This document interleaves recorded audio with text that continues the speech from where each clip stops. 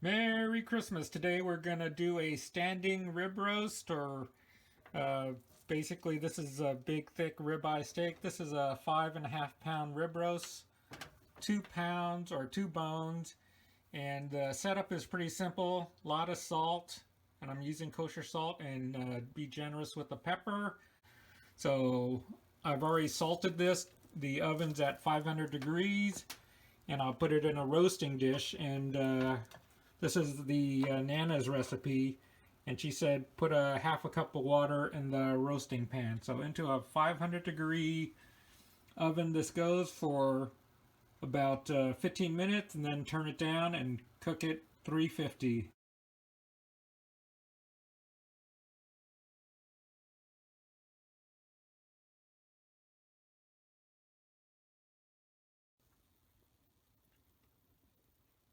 All right, here's the roast after 15 minutes in the oven.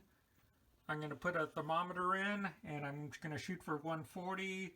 We like our meat kind of on the medium to medium well side, and I'll shoot for sort of the middle of the roast. So about right there. And basically what we're going to do is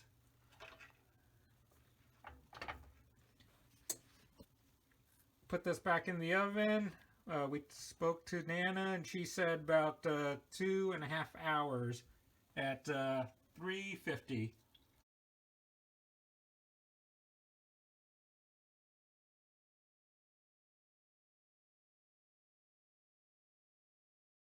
All right, the roast has been in the oven for 2 hours and 20 minutes. The internal temperature is 140 or 142, which is on the high side of medium. Let me use my handy thermometer just to kind of check.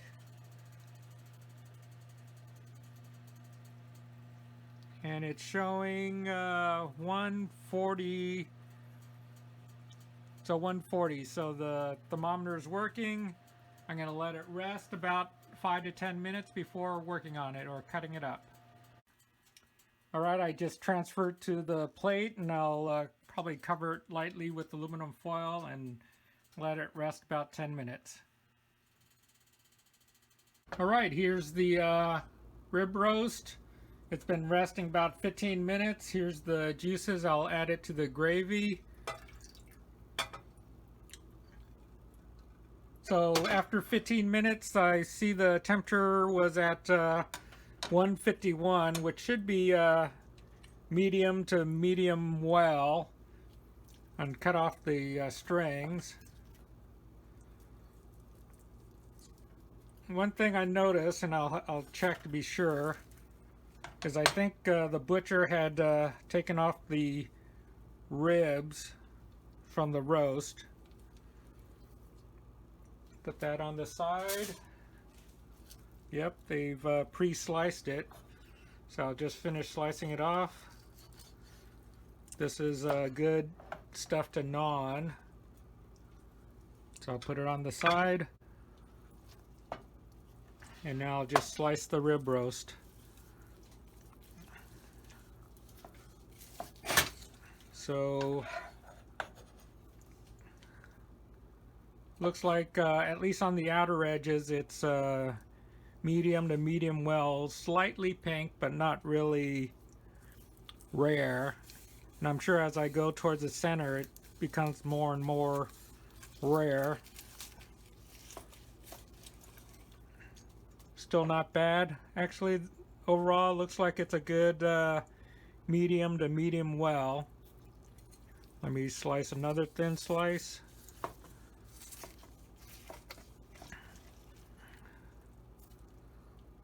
Not bad.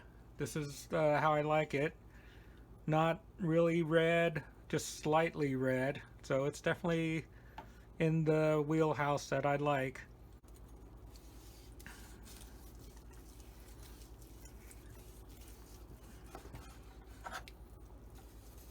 When you have more people, slice it extra thin.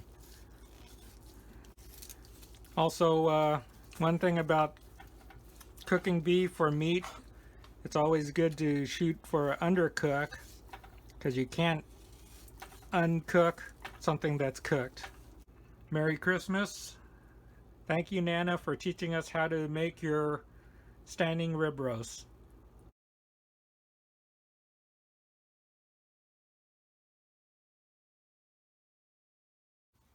All right, as the roast is resting, I drained out a lot of the fat and kept the fond on the bottom and whatever juices. So I'm going to add hot water to scrape off the fond. This is about 2.5 cups, and I'm going to make gravy with this.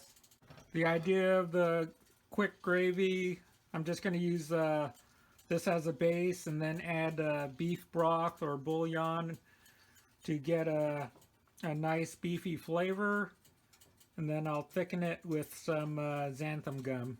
But right now I'm just scraping off the tasty brown bits off the bottom of the baking dish. One thing about using glass, it's I worry about it cracking if I don't use hot water. So that's why I used hot water to deglaze this pan.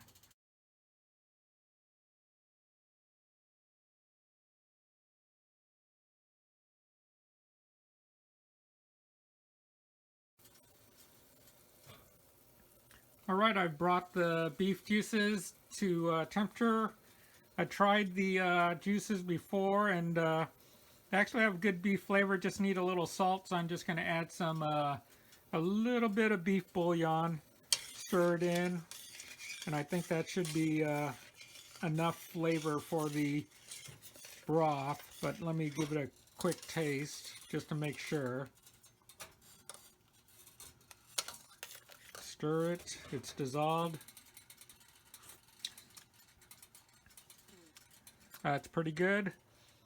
I'll just add just a little touch for good luck. All right, to thicken, I'm using a little xanthan gum, about 1 teaspoon. This is about 400 grams of liquid to 1 teaspoon. I didn't weigh it out, but I think I've tried that ratio before and it seemed to work.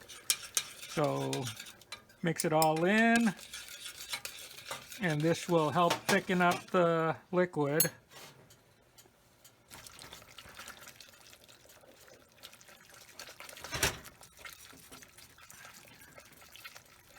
Just whisk thoroughly to help break it up.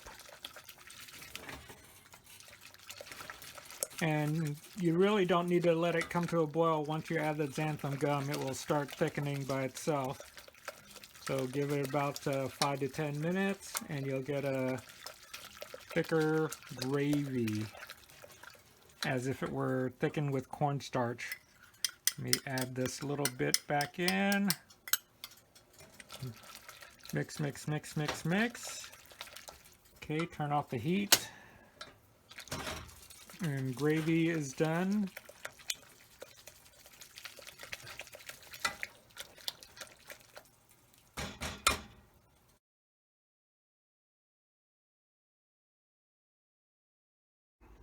Merry Christmas. Here's our Christmas dinner. Nana's standing rib roast recipe and Grandma's southern green beans. Again, you could slice the rib roast as large or thin as you like. Some people like it thin, some people like it thicker. And to me, as long as there's rib roast, I'm happy. Also, the green beans are delicious. I've tried some, but here they are. Here's a slice of the rib roast. It's going to be a big bite, but look at that. The gravy is pretty good for xanthan gum.